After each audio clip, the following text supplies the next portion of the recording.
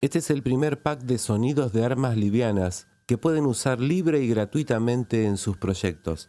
Quédense hasta el final que les explico cómo descargárselos.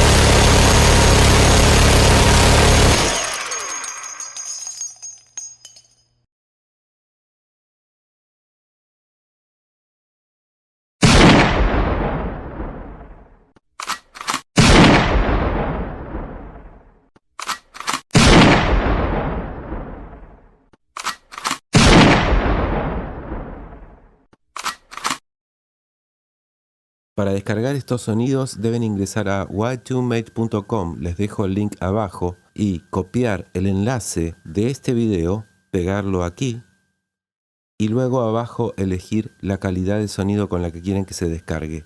Y eso fue todo. Espero que les haya gustado el video. Si es así, háganmelo saber en los comentarios, pónganle like y suscríbanse y activen la campanita para no perderse mis próximos videos. Muchas gracias.